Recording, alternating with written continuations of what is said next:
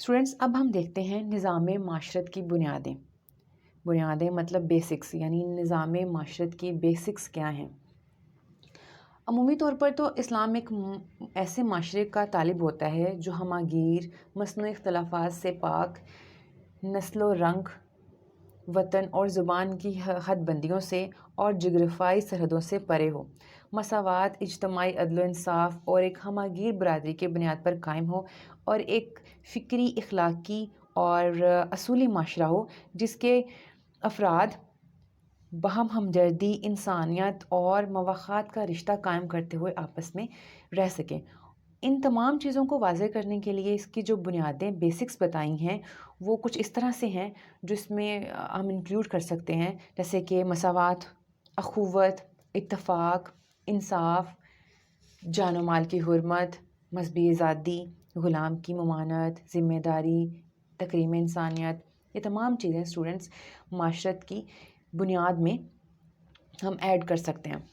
اب ہم اس کو دیکھتے ہیں تھوڑا ڈیٹیل کے ساتھ۔ بیسکلی مساوات کیا ہے؟ مساوات کے معنی ہیں برابری کے، ٹھیک ہے۔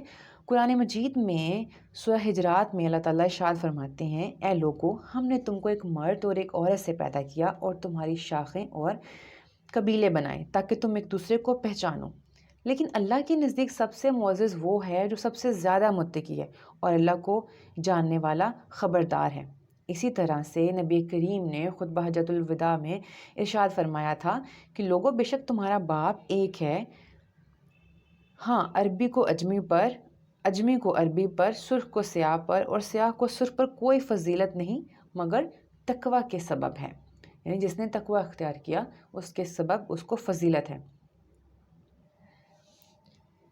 اخوت، اسٹوڈنٹس، اخوت کے معنی ہیں بھائی چارہ کے۔ اسلام میں مل جل کر اتفاق سے رہنے پر بہت زیادہ زور دیا گیا ہے۔ قرآن مجید میں اللہ تعالیٰ نے ارشاد فرمایا ہے سورہ حجرات کے اندر کہ سب مومن بھائی بھائی ہیں۔ اسی طرح سورۃ مومنون میں ارشاد ہے تم سب ایک ہی جماعت سے ہو، اور اسی طرح سے ارشاد نبوی ہے ہر مسلمان دوسرے مسلمان کا بھائی ہے اور مسلمان باہم بھائی بھائی ہیں۔ نیکسٹ پوائنٹ ہم دیکھتے ہیں اسٹوڈنٹس اتفاق کا۔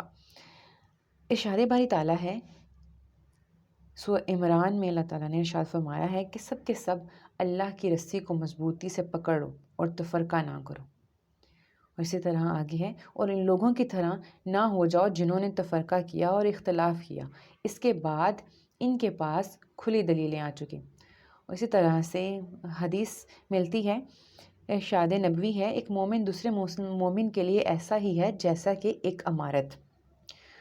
تو مومنوں کو ایک دوسرے سے رحم اور محبت اور باہمی مہربانی میں ایسا دیکھے جیسے کہ ایک بدن میں ایک عضو بیمار ہو تو سارے اعضاء بیمار ہوں اور بیداری میں اس کے شریک ہو جاتے ہیں۔ اسی طرح سے مسلمان آپس میں بھائی بھائی ہیں اور اسی طرح سے ایک دوسرے کی دکھ تکلیف کو محسوس کرتے ہیں۔ اسی طرح سے اسٹوڈنٹس، جان و مال کی حرمت۔ ہر مسلمان کا فرض ہے کہ دوسرے مسلمان کے جان و مال کی، آبرو کی حرمت کرے، جان و مال کی حفاظت میں دوسرے کی مدد کرے۔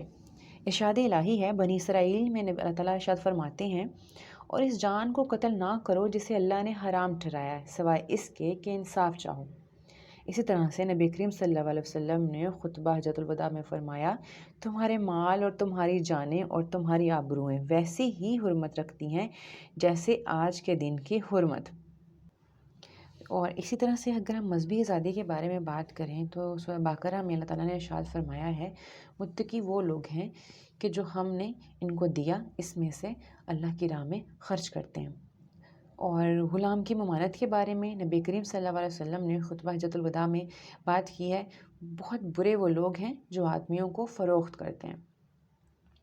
اور اسی طرح سے ذمہ داری کے بارے میں اگر ہم بات کریں تو نبی کریم صلی اللہ علیہ وسلم ارشاد فرماتے ہیں تم میں سے ہر ایک نگران اور ذمہ دار ہے اور ہر ایک سے اس کی ذمہ داری کے بارے میں باز پرس ہوگی۔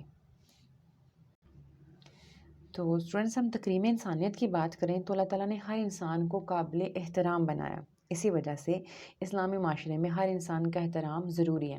قرآن مجید میں آتا ہے کہ یقیناً ہم نے بنی آدم کو بزرگی دی ہے۔ اور اسٹوڈنٹس، ہم معاشرے کی بنیاد کو دیکھتے ہوئے اس کی اخلاقی اقدار کو دیکھتے ہیں۔ اخلاقی اقدار سے مراد ہے کہ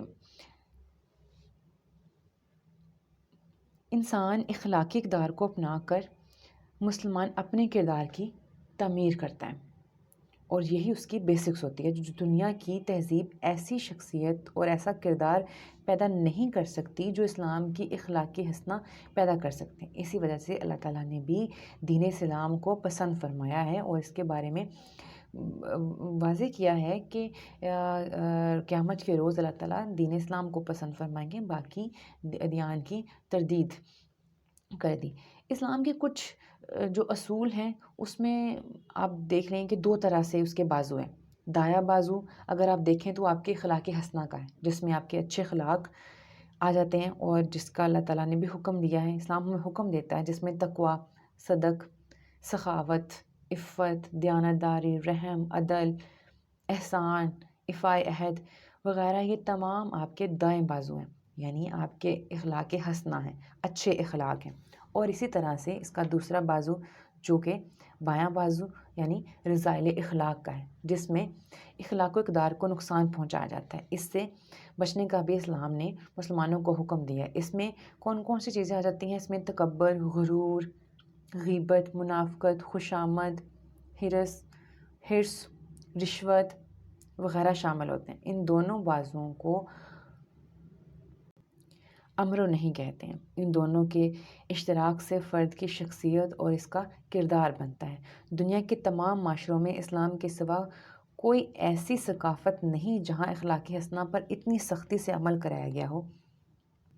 فرینڈس، یہی وجہ ہے کہ مسلمانوں کا کردار دیگر تمام مذاہب جو دنیا میں موجود ہیں اس کے ماننے والوں سے بلند تر ہے۔